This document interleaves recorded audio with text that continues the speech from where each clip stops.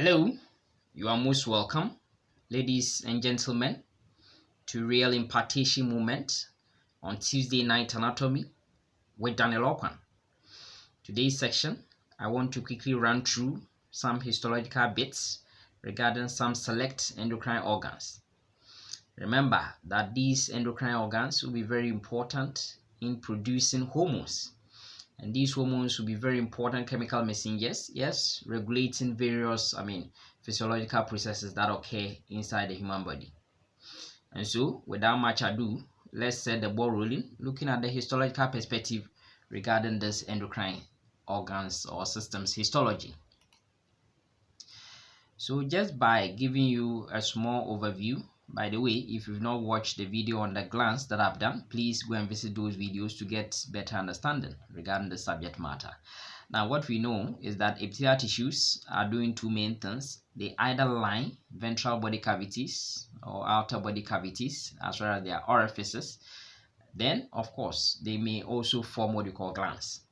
Now, today we are looking at the glands bit. But even for the glands, we have two kinds. Now, if you talk about glands, now generally look at this on the left-hand side. If the surface epithelial lining locally at a point begins to grow or proliferate rapidly and of course grow downwards towards the connective tissue area, because we know that beneath the epithelium there will be a connective tissue. So it begins to grow downwards towards the connective tissue area. And when that happens, we form what we call a gland. Now, the distal portion of this gland that we form becomes what we call the secretory unit or the secretory portion of the gland, which is going to make the products, and then we say the proximal portion of this gland becomes the duct, which is going to serve as conduit. After the product has been made in the secretory units, they will be carried onto the surface epithelium via the duct. When we have such a gland and still there's a connection between the surface epithelium and the secretory unit by way of the duct, then we have what we call exocrine gland. Today, I'm not interested in looking at exocrine glands, but I'm interested in looking at this other formation, which is endocrine gland. Now, for endocrine gland, yes, so the same, formation of the same development. Yes, there will be localized proliferation, yes, towards, and therefore there will be downward growth towards the connective tissue area. But what happens is that that connecting link by way of duct or that connected stalk, get obliterated, it degenerates and therefore disappears. So what happens is that we get only the distal portion where the secretory unit, the proximal portion being the ducts obliterate or degenerates. Therefore, then the question is, how do we convey the product? And the product will be conveyed, yes, for the fact that these, physiologically something will take place, and that's what we call angiogenesis. So several blood vessels will form around the secretory units. A lot of blood vessels will form around it, and so that the product that will be made by the secretory unit will diffuse into the surrounding blood vessels to enter the bloodstream. So that is why one thing that we know is that generally exocrine glands, the secretions which are coming from them will have local effects. But for the endocrine gland, because they are traveling through the blood, they are going to go to a distant target organ, and so generally they may have systemic effect. So generally, these are the ways that we're talking about. So it means that endocrine glands are ductless; they are without ducts. But those ones with duct and duct glands become what we call the exocrine glands. So these are some developmental aspects regarding the formation of these kind of endocrine glands. So there we are, as I indicated, for exocrine gland. Therefore, exocrine glands, yes, will have the secretory units. They also have a duct system, and then surrounded it will be the connective tissue. So looking at it, yes, I'm not saying that exocrine glands will not have blood vessels, but we have more in the case of endocrine glands because they do not have a duct system to convey their product. So the chemical messenger which will be made, yes, will be sent into the blood will be what we call the hormones,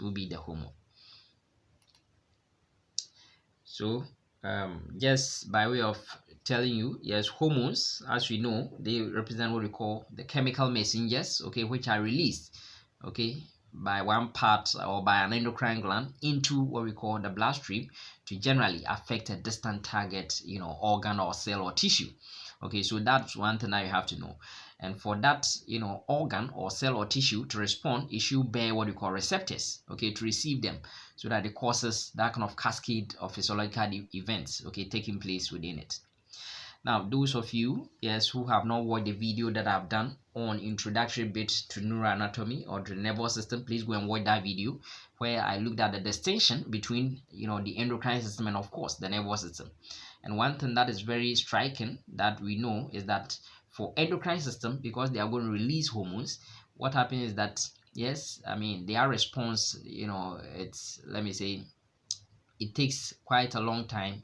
Okay, I mean, they don't act rapidly, so to speak, and for that matter their effect is what we call long lasting. They have a long lasting or long lived effect. That's what we see, other than in the case of the nervous system, which is very rapid respond, but the effect is usually short-lived. So that's one thing that we have to know. And I've already explained that yes, endocrine glands will have a duct to convey their product, but for endocrine glands they do not have a duct. That is why they will be endowed, okay, histologically. One important aspect that we also be seeing with these endocrine glands is that histologically they will have a lot of blood vessels. So yes, regarding the endocrine glands that I want to look at, yes, one thing that you should know is that we have what we call discrete endocrine organs. So we have endocrine organs which are on their own by themselves. Yes, they are endocrine organs by their own. Their main function is to make hormones. And these typically will include what we call the pituitary gland or the hypophysis. Okay, hypophysis, for instance, yes, it's an endocrine gland on its own. Yes, we look at the thyroid gland. Yes, we look at the pineal gland. Okay, if you look at the parathyroid gland, we are going to go through all these ones. Okay, if you look at what we call the suprarenal glands, those glands which are sitting on top of the kidneys or the adrenal glands, yes, they are typical examples of organs which are going to be discrete. And usually these organs, okay, they are solid organs, and therefore they will bear what we call capsule. The capsule will invaginate into the substance of the gland, okay, so that we get what we call the connective tissue receptor in there. So please, let's get to know this one. Then apart from that, we also have some glands, okay, endocrine glands, which are within other organs. Endocrine glands within other organs. And I don't need to tell you that the pancreas, its islet of Langerhans, yes, which are much concentrated in the tail region, okay, will be example. If you look at the testes, okay, if you look at the kidneys, okay, and the glomerular apparatus, for instance, the cells, Lasser cells and all that, they will have some kind of endocrine element over there so that they will make some hormones. For instance, in the kidney we have renin, erythropoietin, all these ones coming from there. Yes, although we know that traditionally or classically, or by rule of thumb, yes, what is happening is that the kidney is not really performing that function. That's not the main function of the kidney. The main function of the kidney is to excrete, but at the end of the day, yes, it's also making some kind of product. If you talk about the pancreas is supposed to be exocrine portion, because about 99, or let me say 98 to about 99% of the functional parenchyma will be exocrine to make this kind of enzyme rich secretion, pancreatic juice, so that it will help in that kind of digestion. If you look at the testes, if you look at the ovaries, they will be relevant. Okay, there will be some endocrine element over there. For instance, in the test we will see the Leydig cells, okay, we will see the granulosa cells. Okay, in the case of the ovary, we will see all these ones which will have important endocrine elements that they are going to do.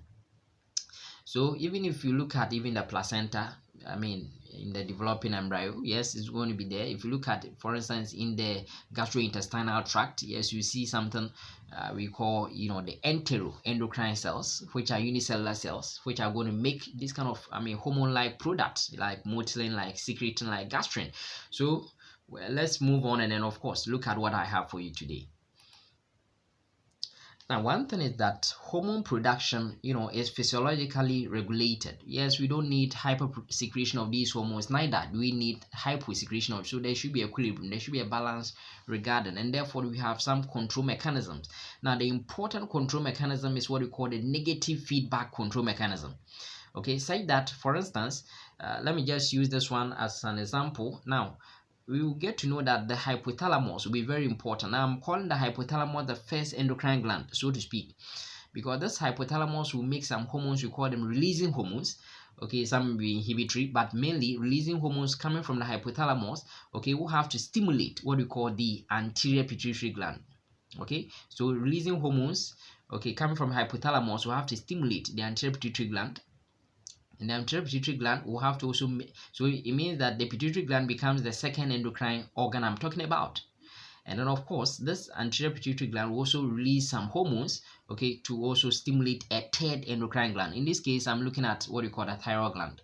So I'm just using this as an example that we have the first endocrine gland, which is going to make the products, usually releasing hormones, to affect what we call the anterior pituitary gland. So it becomes the second endocrine gland, and then anterior pituitary gland will also release some hormones to affect a third endocrine gland, a target organ.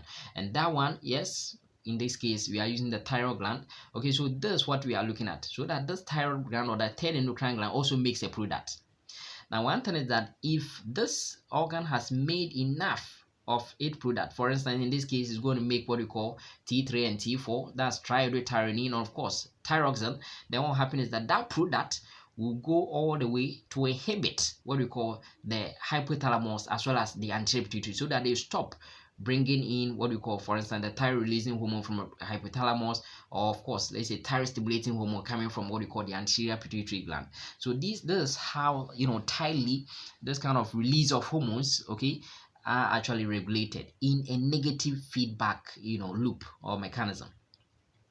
Now usually if you look at oxytocin, okay, which of course will help in uterine contraction during labor, or of course during lactation, yes, so that it brings out, milk, okay, so that if the, for instance, the child is crying or the baby is crying, or let me say as the baby suckles the mother's nipple, then what will happen is that oxytocin is released and it will help in, you know, ejection of milk, okay, from the mammary glands. So one thing is that these ones rather will have a positive feedback loop, say that yes, as oxytocin, more oxytocin is released, then it will rather stimulate, okay, what we call uterine contraction, more oxytocin will have to be released. That is the only one usually, as well as even in the case of blood clotting, that we tend to see, you know, positive feedback. But usually, generally for homeostasis, it is negative feedback that we tend to see. So regarding these endocrine organs, yes, get to know it's negative feedback loop. Now I told you that the important endocrine organ, which I'm calling the first endocrine organ, okay, is what we call the hypothalamus. Now get to know that hypothalamus is actually going to have both endocrine function as well as, of course, you know, nervous function. And of course, you know, the nervous function, you know, regulating what we call libido, you know, temperature regulation. Yes, of course, sex drive, that's libido.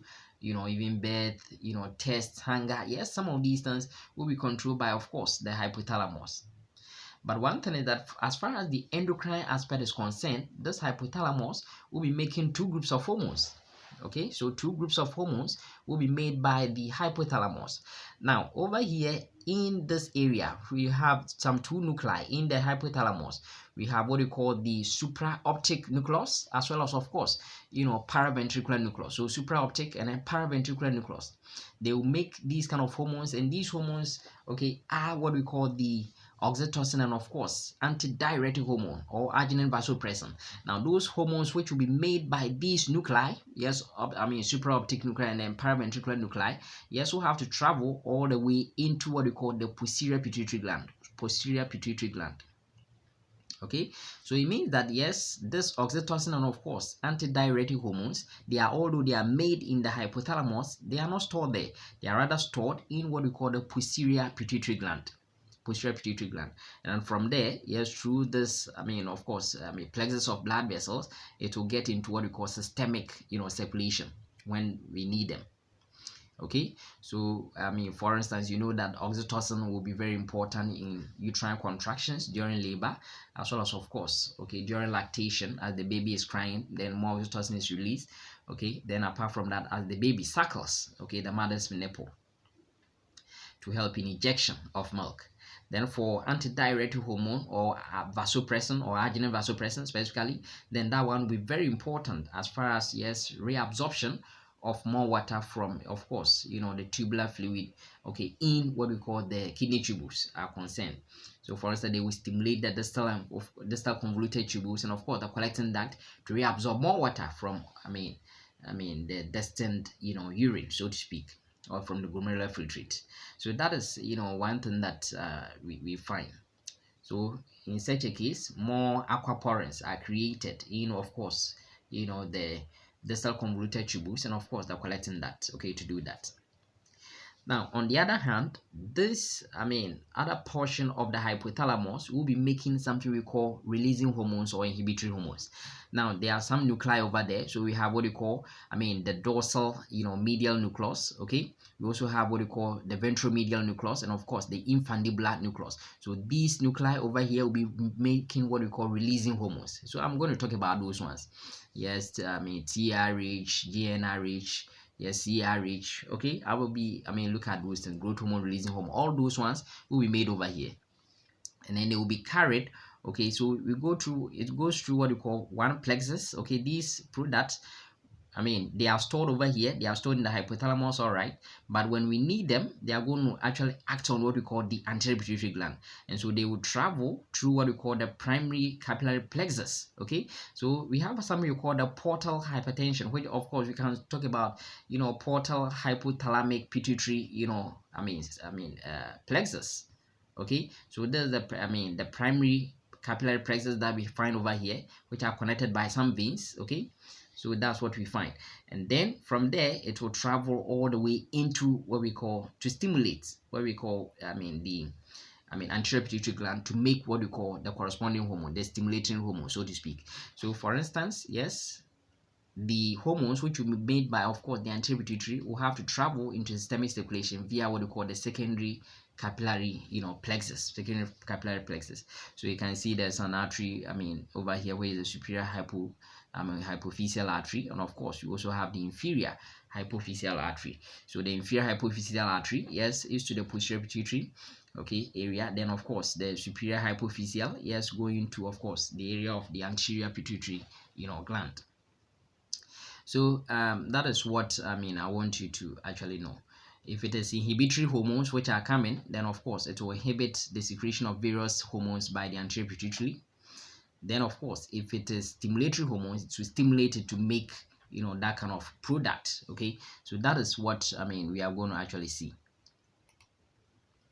So there we are once again, this time around, trying to show you, yes, those hormones which are coming from, of course, the various nuclei, yes, the dorsal medial nuclei, the ventromedial, and of course, that kind of nuclei over there. Yes, these nuclei, these three nuclei are going to make what we call the releasing hormones or the inhibitory hormones. So these hormones will include growth hormone, releasing hormone. Of course, the name tells you growth hormone, releasing hormone is very important in stimulating the anterior pituitary, yes, to make hormone, growth hormone or somatotropin. Okay, then of course, growth hormone, inhibitory hormone, yes, is going to inhibit it. Yes, we also have the TRE, thyroid releasing hormone. Yes, we have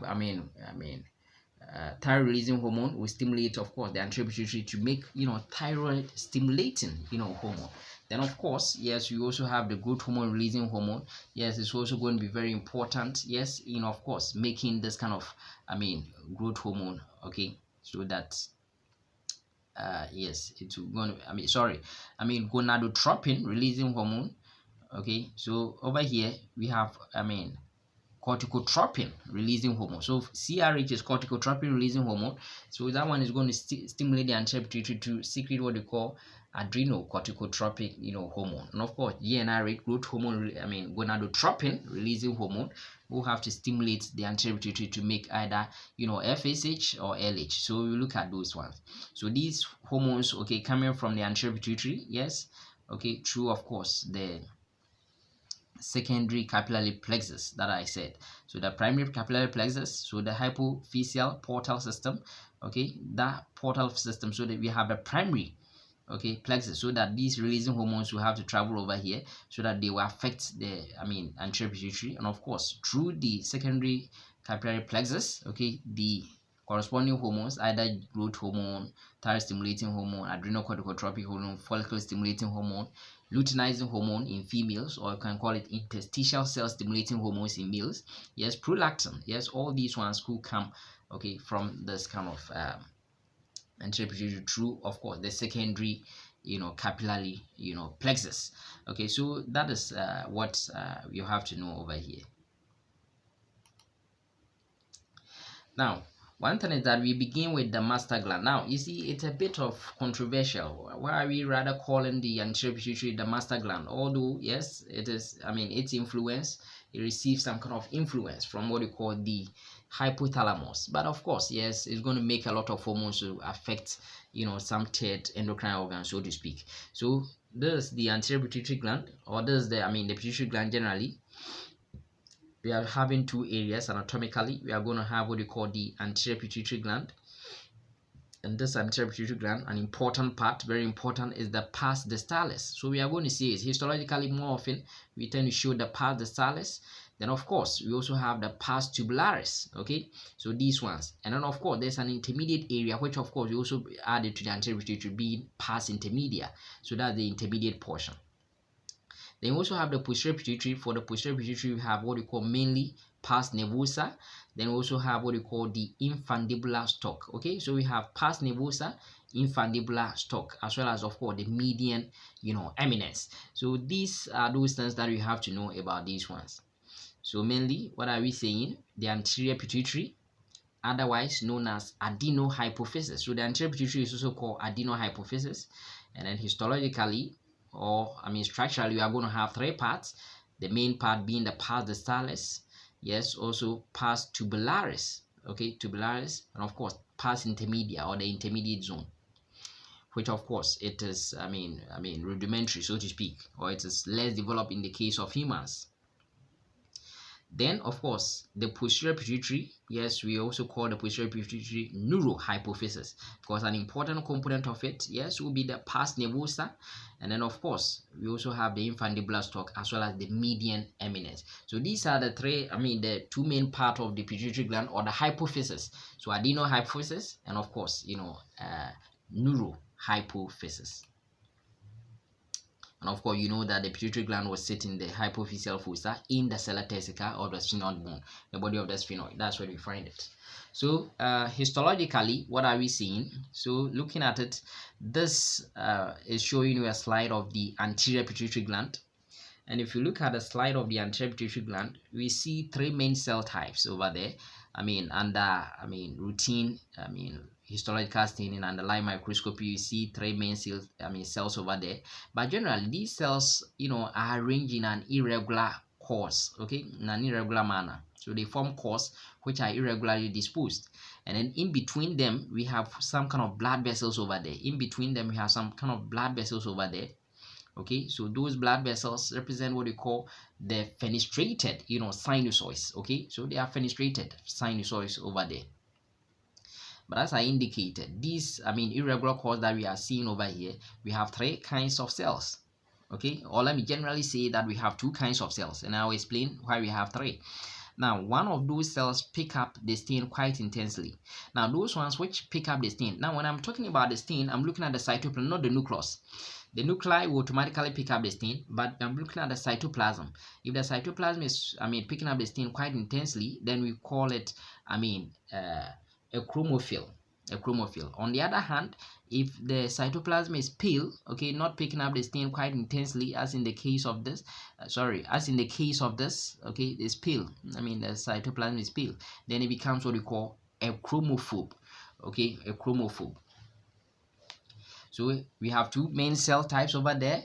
Majority, essentially, roughly, yes, we are told that equal proportion of chromophobe and of course, chromophil are present, roughly equal proportion. But this one, we tend to see that we have less of these chromophobes. But remember that these chromophobes just serves as, the resting forms of these chromophils, such that in future, when they are needed, they will be transformed to become chromophils.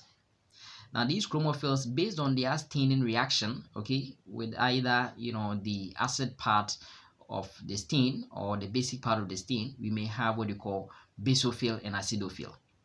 Now, roughly, out of this 50% I was talking about being, the chromophils, okay, roughly just about 10%, okay, is what we call the acidophils. So just acidophils represent a minority group over here, acidophils, such that their cytoplasm appear eosinophilic. Okay, so acidophils or eosinophils generally, because their cytoplasm appear eosinophilic. And of course, for basophils, they have what we call basophilic, cytoplasm. Basophilic cytoplasm.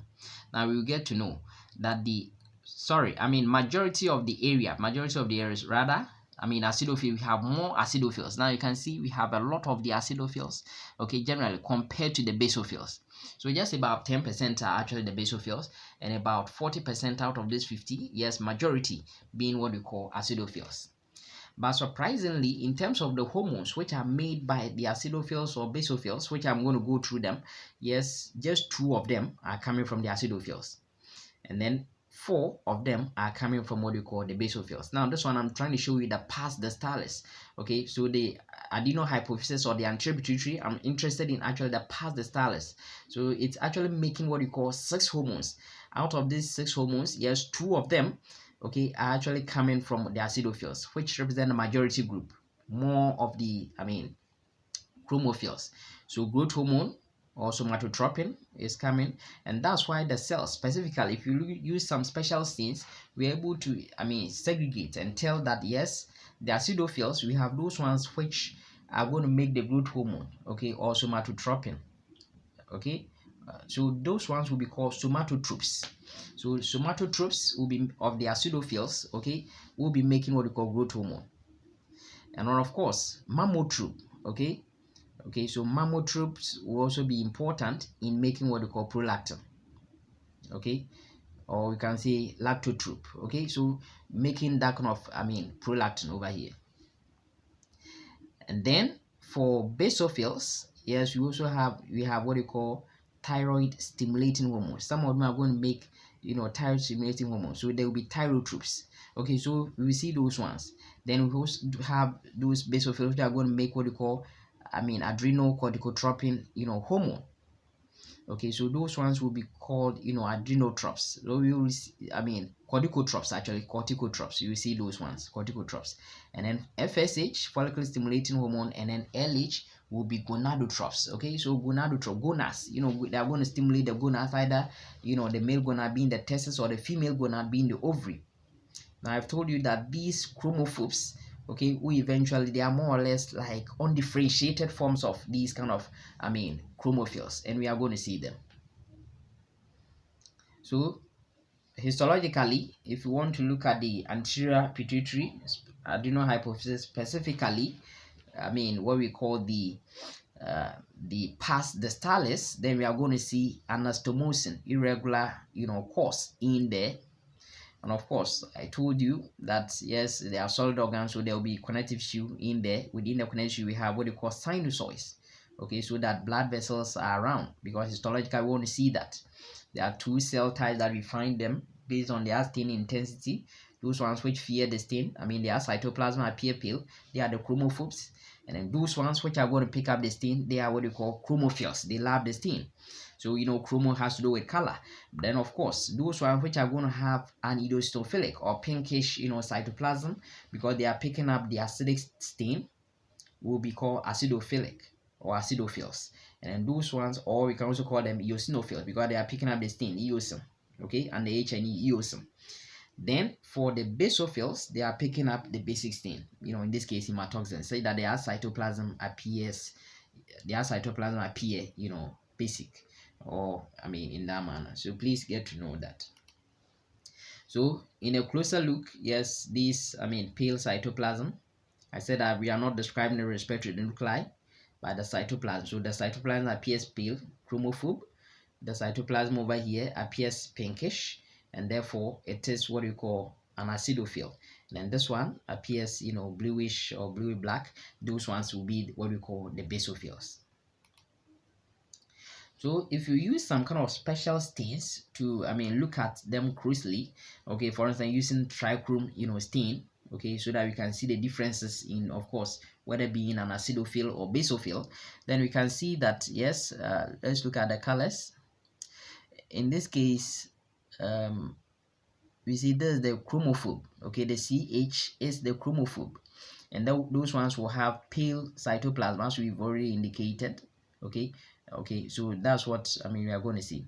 And then we also have the minority group being basophils, so fewer cells are basophils.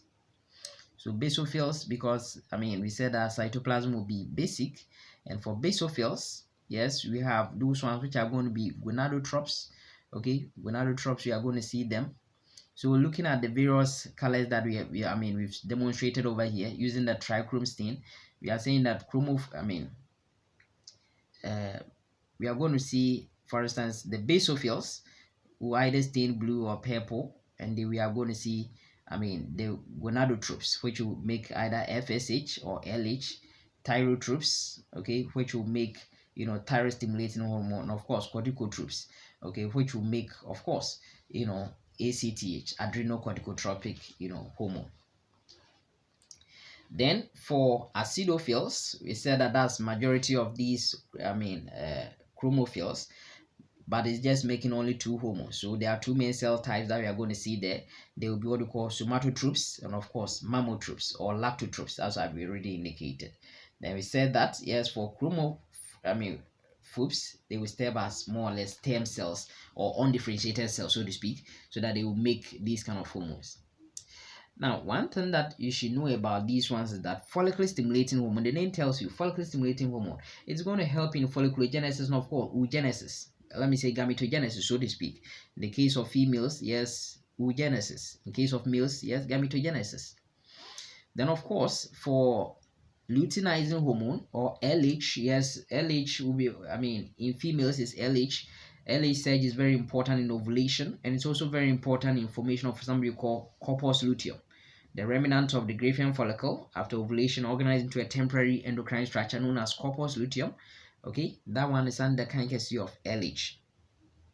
But in case of males, we call it interstitial cell stimulating hormone, which will be very important in stimulating, okay, the interstitial cells of Leydig to produce what we call testosterone or the androgen, so to speak. Then, of course, thyroid stimulating hormone will stimulate, of course, the follicular cells of the adrenal gland. Okay, follicular cells of what we call the thyroid, gland, so that they will make what we call T3 and T4. Okay, and T3 of course is triiodotyrosine, and of course T4 being of course tetraiodotyrosine. So please get to know that. And of course ACTH, adrenal corticotropic hormone, will stimulate of course the adrenal cortex, specifically of course zona fasciculata actually, so that it will make these kind of hormones. So please get to know these ones.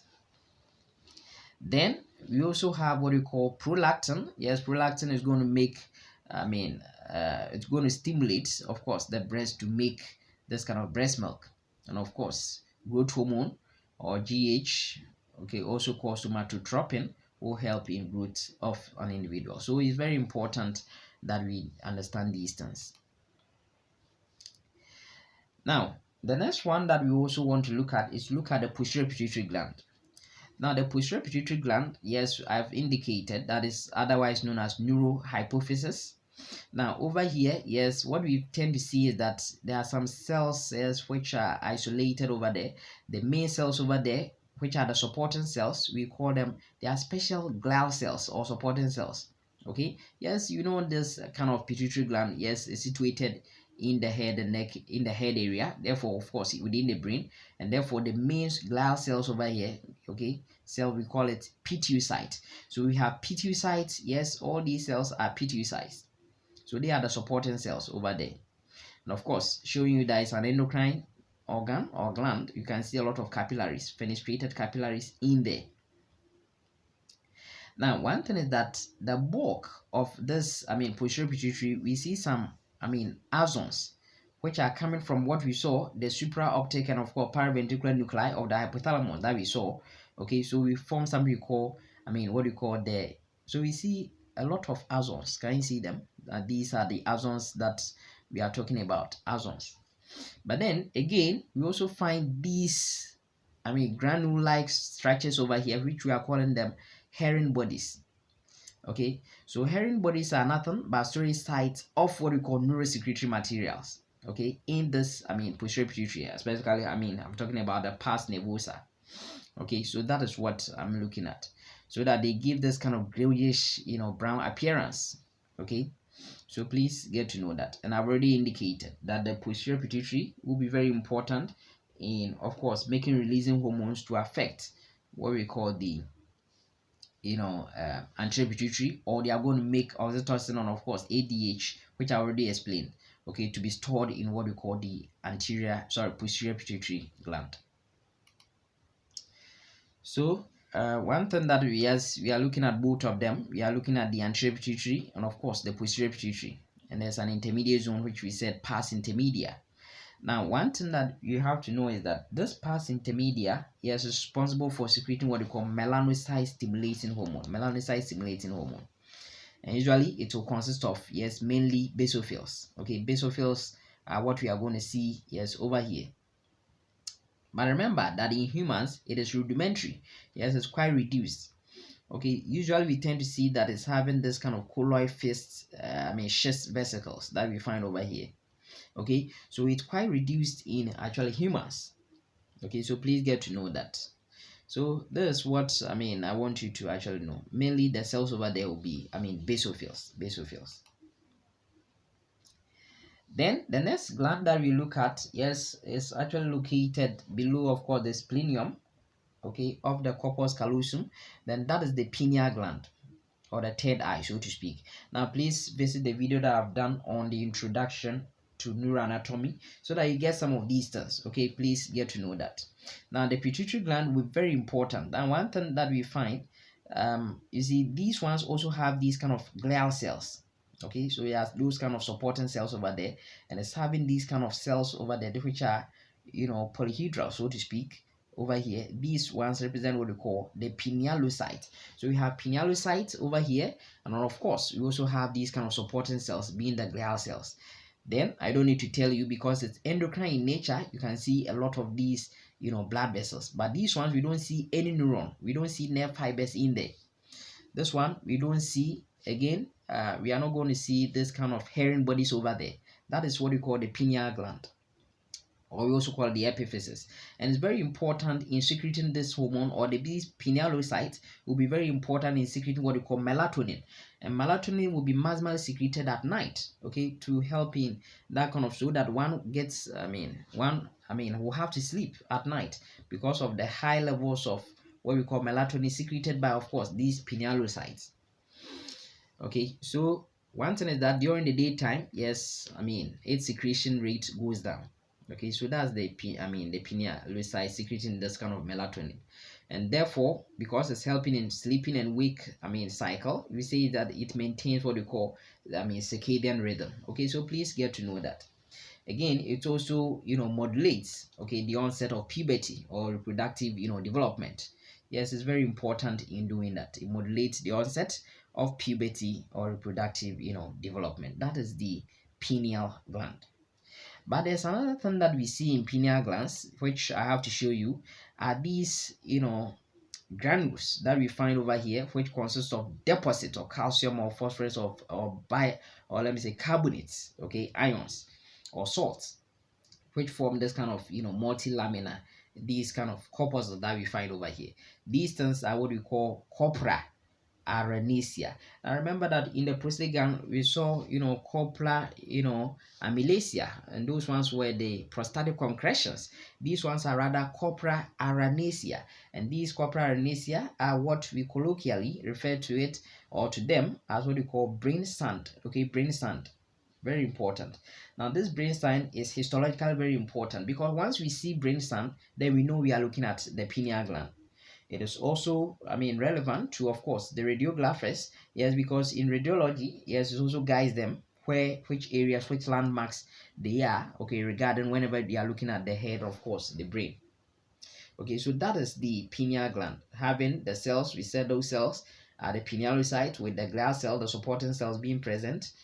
Okay, we said we are not going to see these kind of nerve fibers, which of course we saw in the case of the neurohypophysis.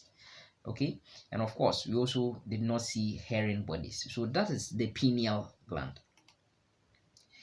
So having seen the pineal gland, now we want to just move down and of course look at what we call the adrenal gland, or the suprarenal gland. Now the suprarenal gland, yes, I've told you that all these organs are solid organs, and therefore they will have a capsule. So in this case, you are seeing the capsule made of course, dense, irregular connective tissue.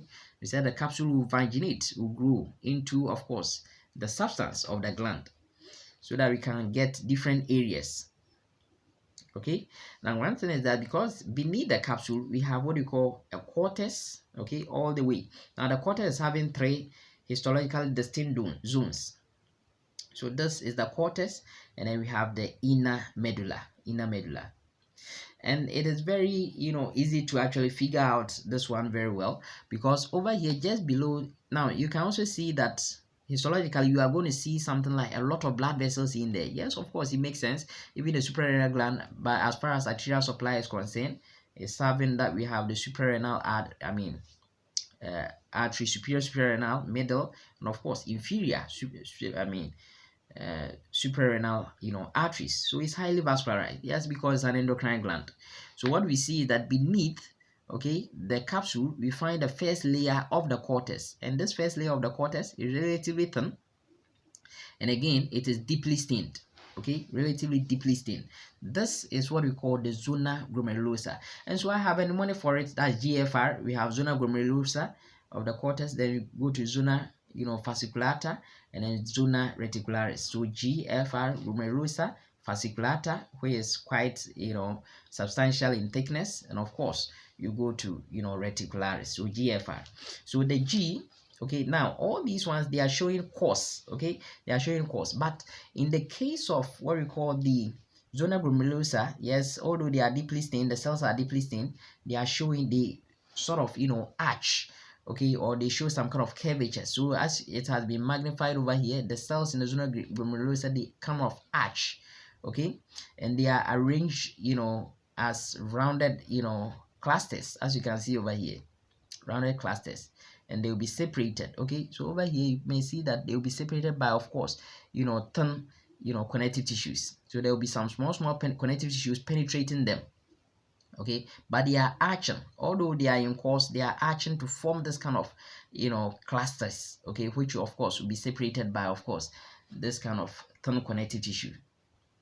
Now remember, over here generally, yes, although not all the time, but you can see that these cells generally, they are, let me say, short columnar cells. Okay, these cells are short columnar cells, and then their nuclei are actually dark stained. That is why they pick up the stain quite intensely. Okay, but their cytoplasm tend to be acidophilic. Okay, that will take up the eosin part of the stain. Okay, now because it is going to be very important as far as steroidogenesis is concerned. Okay, so it's going to make, so the G will be making what you call mineralocorticoids. Mineralocorticoids mainly aldosterone. So it will be having a lot of, so it's coming from the steroid. Cholesterol is what they are using to make it, and that is why the cytoplasm will be filled with some kind of lipid droplets. Okay, so what have we seen is that deeply stained. Yeah, the nuclei are picking up the stain. The nuclei are generally low columnar. Okay, they tend to form that kind of clusters, which of course the small connective tissues separate them, and surrounding them will be capillaries, right? So that's what we see over here. But the cytoplasm, yes, will be acidophilic, unlike the nuclei, which of course we know will be basophilic. So that is a thin layer, which is of course zona glomerulosa. Then we go to a relatively pale staining region. So pale staining region over here, but this portion is quite thicker, okay, in terms of length compared to the zona glomerulosa that we've seen. So this is what we call zona fasciculata. Zona fasciculata. Now, what is striking that we find is that, yes, we have cell course over here, but these ones show straight course, okay? So the cells show what we call straight, course. That's zona fasciculata. I've told you that it's quite thicker than this one, okay? But what do you see? Pale staining, as we've said. Yes, there will be. Now, one thing that we find is that the cells, okay, as they run, okay, so look at this one, okay, they are, running vertically, course which are running vertically. And then you may have just two or one vertically, and then beneath they will be separated by what we call capillaries or sinusoids. Okay, so we won't have more than two layers okay, which will be separated by, so we won't have going beyond, I mean, 2 layers. We won't have 3 layers, usually 1 to 2 layers, and then they will be separated by, of course, sinusoids, or let me say capillaries. Okay, so that is what we are going to see. Now, one other thing too that we find is that these cells, generally we describe the shape as being polyhedral. Okay, so we describe them as being polyhedral, so that they arrange themselves vertically this way, parallel, to, let me say, one another. Okay, and then one thing is that because of the way they arrange parallelly, okay, this way, they give what we call a vacuolated or a spongy appearance. So this area, we describe it histologically as being, spongy or being vacuolated. Okay, so that vacuolated appearance is what we call, spongiocytes. Okay, so those cells which are arranging that way, we are calling them spongiocytes. So please get to know that that is the pale staining region, okay, which will be made up of vertically oriented, of course, cells, pale staining cytoplasm, although their nuclei are picking up the stale, I mean basophilic, no problem. But what we are also seeing is that they won't go beyond 2 cell thick, 1 to 2 cell thick, okay, vertical. Then they will be separated by, of course, capillaries. And that arrangement, that pale region, I mean, that kind of anastomosing structure, vertical, that's what we are calling, spongiocyte, or that vacuolated, appearance, or that spongy appearance histologically. Now, this is zona reticularis. So this zona reticularis will be very important in secreting what we call glucocorticoids. And glucocorticoids will be very important in what we call regulation of metabolism of carbohydrate, protein, and of course lipids. Mineralocorticoids, for instance, aldosterone will be very important in regulating electrolyte balance. Okay, for instance, if high levels of aldosterone is released, okay, then we know that more sodium will have to be reabsorbed from the glomerular filtrate, and then it will be exchanged for the secretion of potassium or hydrogen ions. So these are important bits that we have to know. Then the next layer, okay, the next layer of the cortex, which is deep, okay, to what we call zona, the pale staining region, zona reticularis, zona fasciculata. So this zona fasciculata, that's the pale staining region. So the next one becomes zona reticularis. Now, for zona reticularis, okay, what we find is that the cells over there, they are picking up the stain quite intensely, okay, but it is less compared to the case of, the zona glomerulosa. Okay, now one thing is that these cells, although they are showing course, they tend to anastomose. They show that kind of anastomosing, branching, okay, anastomosing branching, which are irregular. Okay, so as you can see, which is magnified over here, anastomosing branching, which are actually irregular, but still they are coarse actually. And then one thing is that, yes, because they will be very important in making, adrenal androgens, just like these ones we've seen, they will be endowed, of course, elongated mitochondria, yes, will be there. Glycogen, lipofuscin pigments will also be there. But here they will have few what we call, lipid, droplets. In the case of, the zona glomerulosa, there was high lipid droplets in there. Okay, so please, let's try and then appreciate this one. Now, one other thing too is that when I move away from this, which is the zona reticularis. Remember that zona reticularis is going to make what you call adrenal androgens. Talk about aldosterone, for instance. Talk about testosterone. So testosterone will be produced over here by the adrenal. These are adrenal androgens. Now, deep to them will also be a pale staining region, which is actually the medulla. So we've moved away. So the cortex is having 3 parts beneath the capsule. We are having zona glomerulosa, fasciculata, and of course reticularis. We've seen the histological features, and then of course we go to the medulla. Okay, the medulla. Now remember that in the medulla we are going to, it's relatively pale staining. But one thing that we find in the medulla is that the cells over there, we have what we call epithelioid cells. Epithelioid, in the sense that, yes, we know that, yes, generally epithelial tissue should have, a free apical portion, a free apical portion, and of course a glued, or a basal portion which is glued to the basement membrane. Now over here, the apical portion is actually, yes, is something is occluding it, therefore it's not free. So they are actually epithelioid. Okay, the adrenal medulla is a typical example of an epithelioid tissue. But what do we see? What we see is that yes, although the nuclei are basophilic, the cytoplasm also is basophilic. So please get to know that in the adrenal medulla, these cells that we find over there are basophilic. The cytoplasm are basophilic, and those cells, okay, that we find them over there, yes, show this kind of staining reaction, okay, which we call a chromaffin reaction. Now, one thing that you have to know is that these chromaffin cells actually represent what we call just cell bodies, which you call them, post-ganglionic neurons, which are without processes. And what are these processes we are talking about? We are talking about not having axons, neither are they having dendrites or dendrons. So please get to know that. Okay, so they show this kind of chromaffin reaction. That's why we call them chromaffin, chromaffin cells.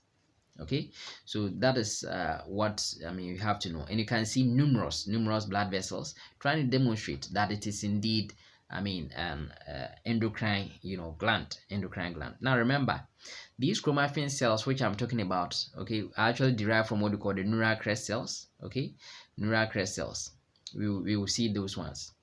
And then, so I already indicated to you that we call them chromaffin cells because of their staining reaction with some kind of stains. We call them potassium dibromate. Okay, so we tend to see brown granules over there, but this one we are not seeing it because this is under H&E staining.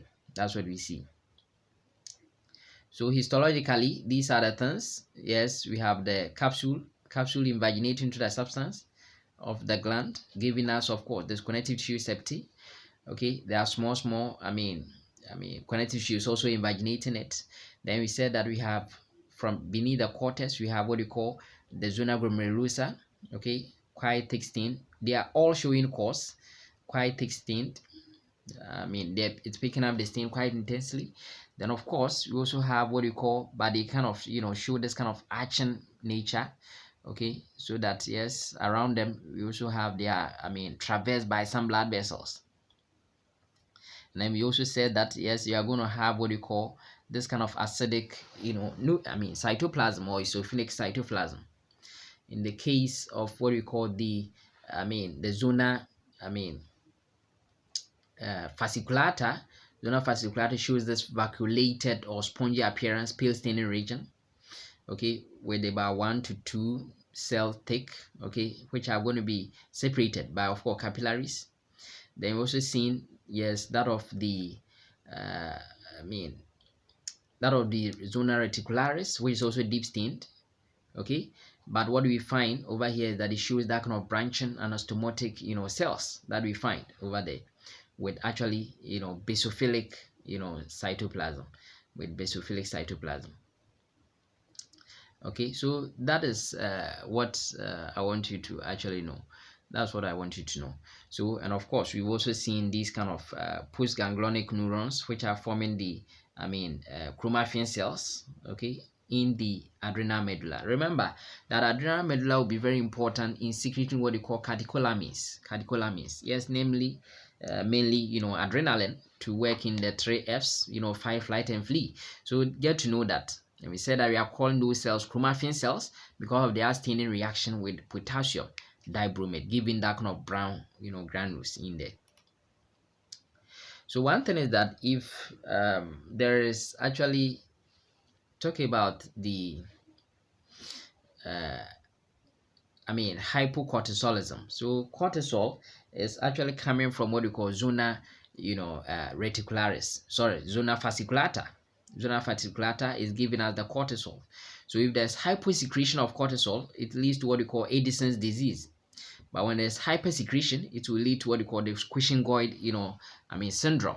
And of course, you can see that, in the case of this Addison's disease, we see the bronze pigmentation of skin, changes in the disturbance of body hair, distribution of body hair, GI, disturbances, weakness generally. Yes, hypoglycemia, postural hypotension, and of course, weight loss. Okay, but because yes, we are looking at this kind of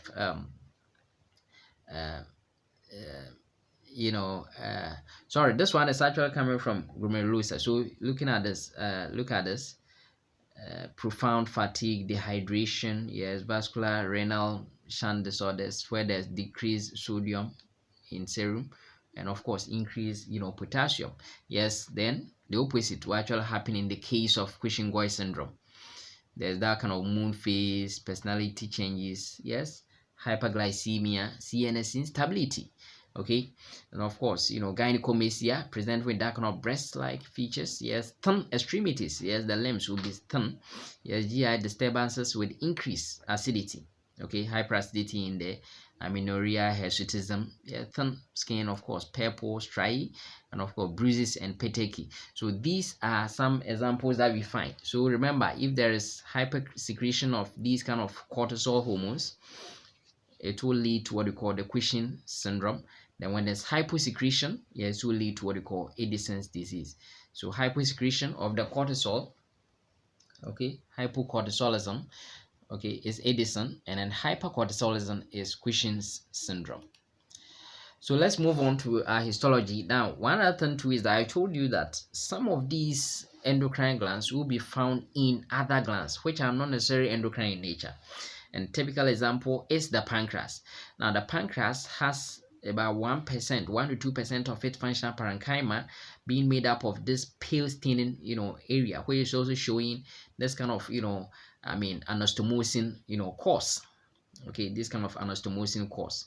So those, cells that we find over there, yes, we have about 4 cell types over there. We are going to see them. Yes, alpha cells generally will be peripheral placed. Beta cells will be usually in the middle. And then of course you go to delta and then pancreatic polypeptide cells, or the F cells. Yes, these are all these things that we are going to find. But one thing is that we see a lot of blood vessels in there because it is, but look at the other portion of it, the deeply stained region. Yes, it's endowed with duct, okay, to convey it through that's the exocrine portion. But this one where it's without duct, okay, the mass of cells where it's pale staining over here represent what we call the pancreas. And I'm sure, please go and watch the video that I've done under salivary glands. I compared parotid gland to, of course, the pancreas. So please go and watch that video. So what am I saying? If you do special stains, then we are able to isolate these cells. So what we are saying is that the cells which tend to be centrally placed, okay, yes, we have what you call the beta cells. The centrally placed ones will be the beta cells. More of them are the beta cells, okay, and then those ones which are peripherally oriented or peripherally placed generally will be, of course, the alpha cells. Remember, beta cells will secrete insulin to help in all other activities to reduce blood sugar level or blood glucose level. And then of course, for alpha cells, they are doing everything to raise blood glucose level. If I'm talking about doing everything, for instance, insulin will help in, of course, glycogenesis. It will help in, okay, reducing glycogenolysis. Also, it's going to inhibit, gluconeogenesis. Okay, so everything which is trying to reduce blood sugar level. But things which are going to raise blood sugar level, like glycogenesis, breaking glycogen, releasing as glucose into the blood. Then of course, if you talk about gluconeogenesis, making glucose from non-carbohydrate sources, yes, all those ones will be by the kinase of glucagon. So remember that immediately after eating, so prandially, what happens is that insulin secretion is maximal, okay, to ensure that the cells utilize the glucose, and of course the liver also stores it, as well as even the the muscle cells. Then after, during starvation, then of course, alpha cells will have to come in, secrete glucagon maximally, so that, yes, you will break down the stored glycogen into glucose, okay, to be released into, of course, the bloodstream. Then apart from that, we have the delta cells.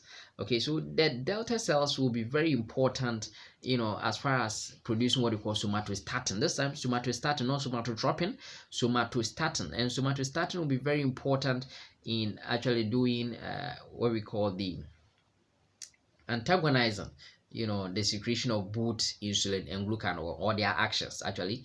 Then we also have what we call F cells. Now, the F cells represent what we call the pancreatic polypeptides. The F cells, okay, represent what we call pancreatic polypeptides.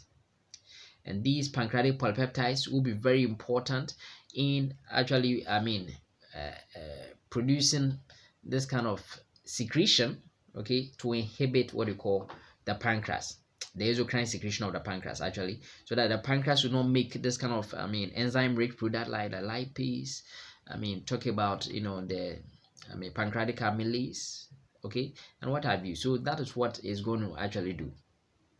So please get to know they are those cells of the pancreas. I've told you that it's highly vascular because it's endocrine in nature.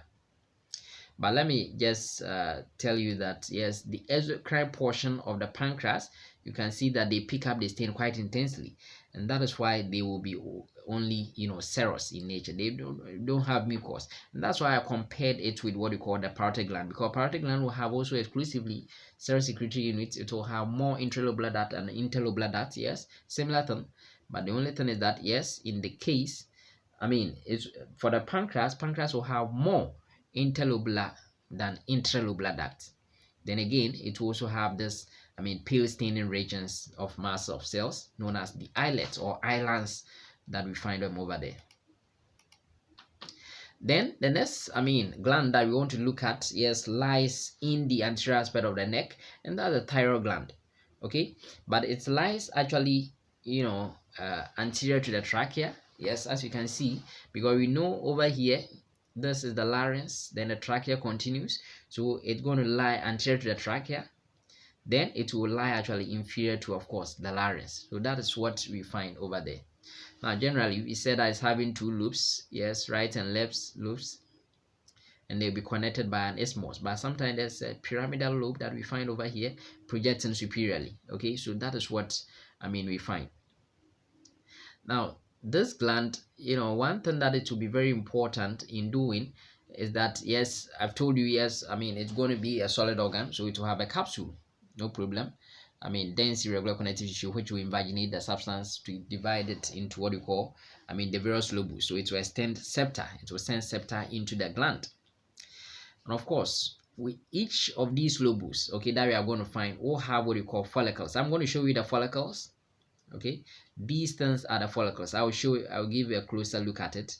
These follicles, such that they are moving around to enclose a lumen over there, a space over there, so they form follicles. If we are moving around this way to enclose a space, then you are having that kind of follicular arrangement. So a thyroid gland is showing this kind of follicular arrangement, and within it, these cells are going to secrete what we call colloid, and this colloid will contain what we call thyroglobulin, and this thyroglobulin represents the inactive forms of what we call the thyroid hormones. And what are these inactive forms? We are talking about T3 and T4, triiodothyronine and tetraiodothyronine.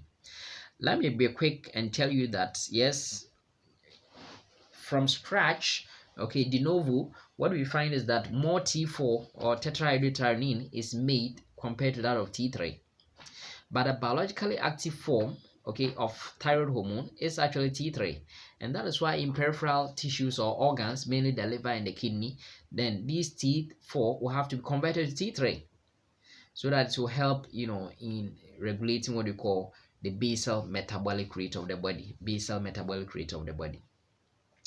Yes, if you want to look at some bit of information regarding the thyroid gland, yes, I've done the thyroid gland. You can go and watch that video for better understanding. This time around, we are looking at the histology. So the amino acid, which is very important in making these thyroid hormones, is what we call tyrosine. And of course, we also know that we will need iodine. So if you have two diiodotyrosine, then we are going to have tetraiodothyronine, which is also called thyroxine or T4. But if I have one monoiodotyrosine and then one diiodotyrosine, then I'm going to have triiodothyronine. That's T3. So please, let's actually get these ones. Let's get these ones.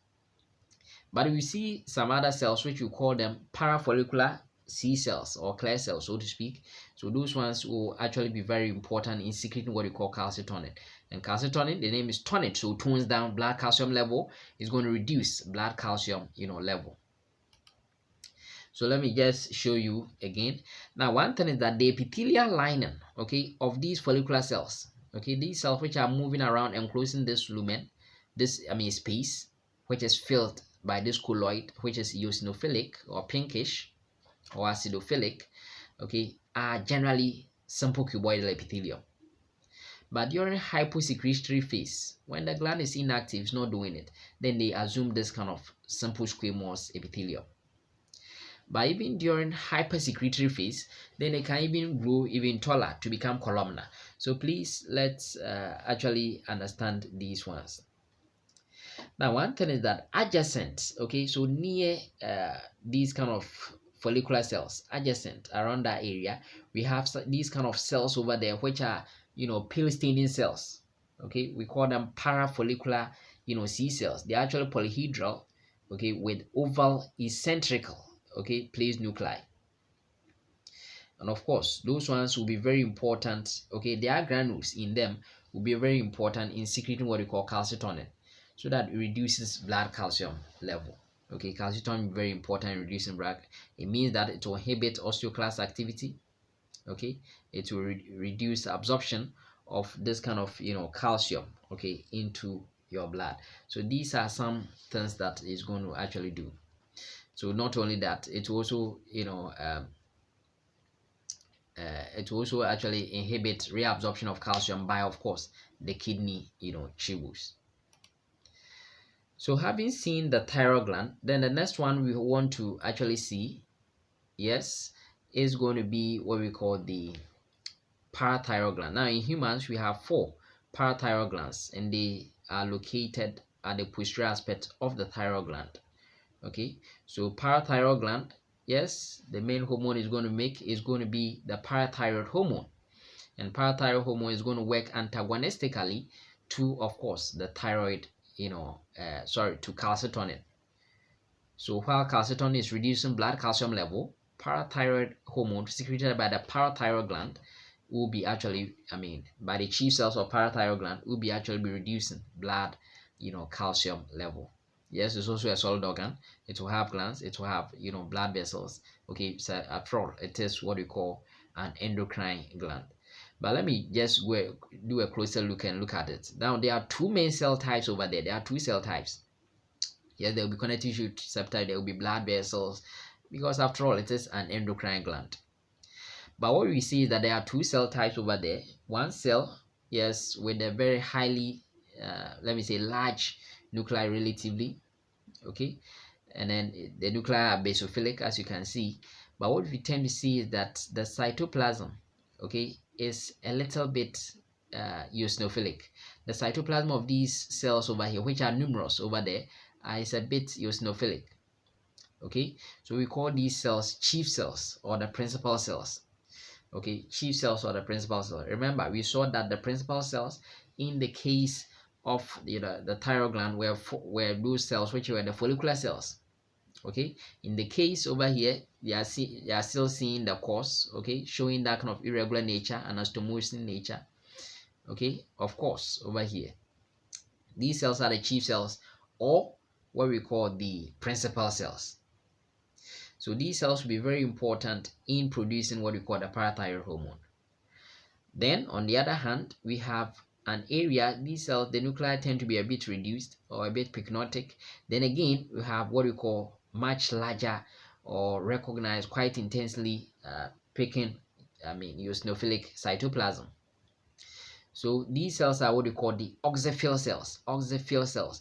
Now, oxyphil cells have no known function over there, but they may also be important in producing these kind of parathyroid hormones. These oxyphil cells are rather larger, and I said they are much deeper cytoplasm. Okay, their cytoplasm is more intensely stained with eosin. Okay, it's more acidophilic compared to that of the chief cells. So this is what we know about what we call the parathyroid gland. Now, one other thing too that I want to talk about is what we call the testes. Okay, now if you look at the testes, now the testes will have the epithelial lining, okay, which mainly we are going to see what we call the seminiferous tubules, the functional tubules over there, and then it will have the epithelial lining will have what we call the spermatogenic series of cells, and then it will also have what we call the Sertoli cells. That is why we describe the epithelial lining as being complex stratified germinal epithelium. Okay, but around the connective tissue interstitium we have we have some cells which may appear singly, or they may be in pairs, or maybe more than that. We call these cells interstitial cells of Leydig. Okay, interstitial cells of Leydig. And these interstitial cells of Leydig will be very important in producing what we call, testosterone under the influence of what we call interstitial cells stimulating hormone or luteinizing hormone. But what we find is that, yes, this kind of Leydig cell, look at where they are. They are strategically placed so that you know that in the connective tissue interstitium we have a lot of blood vessels, so that once it makes the hormone, then they are released into the blood vessels, okay, to go into the systemic circulation. So that is what I want to show you. Yes, in the testes, for instance, the Leydig cells over there are endocrine in nature, okay, not the entire testes. Now within the what we call the Leydig cells, we tend to see frequently, and it's seen more in individuals who have undescended testes or cryptorchid testes or concealed testes. We tend to see that there are some rod-like eosinophilic structures over there, and those structures are what we call crystals of Reinke. Okay, crystals of Reinke. Now these crystals of Reinke, yes, we don't expect to see it in normal, okay, adults, males. But what we see is that, yes, if in about 1/3 individuals present with what we call Leydig cell tumors, frequently we see them there. But I said someone who also cryptorchid testes, yes, we are going to see it over there. So that is one thing. So histologically, if you are seeing Leydig cells, if you are seeing this kind of crystals of Reinke, then we know we are looking at the testes. But of course, actually the endocrine portion of the testes. Now in case of females will have the ovary, and the ovary will be very important, okay, for folliculogenesis. So the follicles will have to develop, and as the follicles develop, yes, we have what we call the primordial. Please visit the video that I've done on the female reproductive system. Actually look at the female gonad, the ovary that I've done, and then you understand what I'm trying to say. So those ones, yes, immediately after ovulation, what will happen is that the remnants of the Graafian follicle, so the secondary oocyte will be ovulated, but the remnant of the Graafian follicle will be organized, okay, into what we call a temporary endocrine structure, which is yellow body, we call corpus luteum. And this corpus luteum, yes, is formed as a result of surge. Now we said that ovulation is actually going to take place because of surge of what we call luteinizing hormone coming from, of course, the anterior pituitary gland. It is this same luteinizing hormone which is going to cause the reorganization of this remnant of the the Graafian follicle into the temporary endocrine structure, being the corpus luteum. Okay, and this corpus luteum, yes, will be very important. Yes, those cells, which we call them granulosa cells and thicker internal cells, are those ones we organize them so that they do that. They are going to make, importantly, progesterone. Okay, importantly, large amount of progesterone will be produced, and that's why we say progesterone maintains pregnancy with small amount of course, estradiol, okay, or estrogens being made. Then it may also make what we call inhibin. So please, let's get to know these ones. But of course, after 14 days, if no fertilization occurs, then it regresses. And that's why corpus luteum, we have two kinds: corpus luteum of menstruation, and then beyond 14 days, if the placenta is formed, then of course, in other words, if conception took place, then of course, human chorionic gonadotropin will stimulate this kind of corpus luteum, its persistence to be there, and that one we will call that corpus luteum of pregnancy, or corpus luteum gravidarum. So finally, what I want to say is that, yes, these hormones that I've said, for instance, estrogens that we made in females, will be very important in the development of all the female reproductive structures. Okay, so for instance, talk about the uterus, okay, talk about the development of the oocyte. Yes, all these ones will be under development. Talk about the female sexual characteristics. Yes, it's coming from estrogen. Okay, very important. And then in the case of males, yes, the testosterone which is made will be very important in Yes, affecting all the organs. Yes, talking about the testes, the duct system, talking about the seminal vesicle, the prostate, talking about the bulbourethral gland or corpus gland. All these ones are talking about the penis. All of them are going to develop under the influence of what we call the testosterone. So this actually is some bit of the histological aspects regarding these kind of endocrine, organs, our system that we are looking at.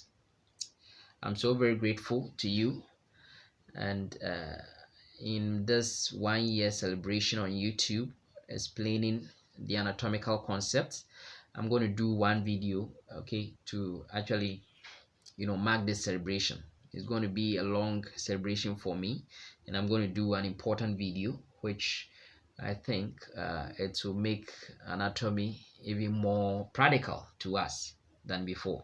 I'm very grateful for your time this evening. Have a good night, and may God richly bless you.